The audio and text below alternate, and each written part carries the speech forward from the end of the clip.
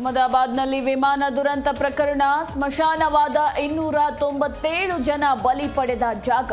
ದುರಂತದ ಭೀಕರತೆ ಕಂಡು ಮೋದಿ ಆಘಾತ.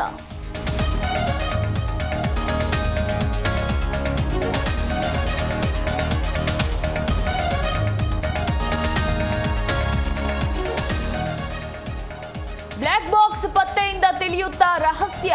ಅಮೆರಿಕ, ಬ್ರಿಟನ್, ಕೆನಡಾ ತಂಡ ತನಿಖೆ. ಎಂದು ರಾಜ್ಕೋಟ್ನಲ್ಲಿ ವಿಜಯ್ ರೂಪಾನಿ ಅಂತ್ಯಕ್ರಿಯೆ.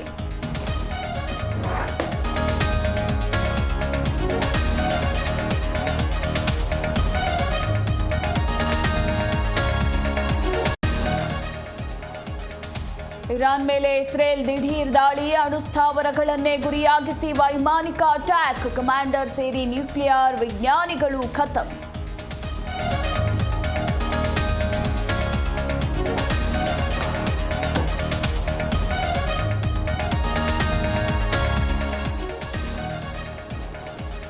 ಇನ್ನೂರು ಯುದ್ಧ ವಿಮಾನಗಳಿಂದ 100 ಸ್ಥಾವರಗಳು ಧ್ವಂಸ.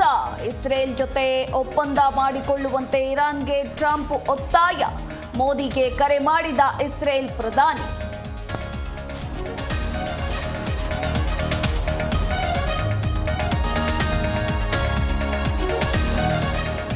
ಹೆರಿಗೆಯಾದ 2ನೇ ದಿನಕ್ಕೆ ಬಾಣಂತಿ ಸಾವು. ಹರಪನಹಳ್ಳಿ ಸರ್ಕಾರಿ ಆಸ್ಪತ್ರೆ ವೈದ್ಯರ ವಿರುದ್ಧ ಆರೋಪ.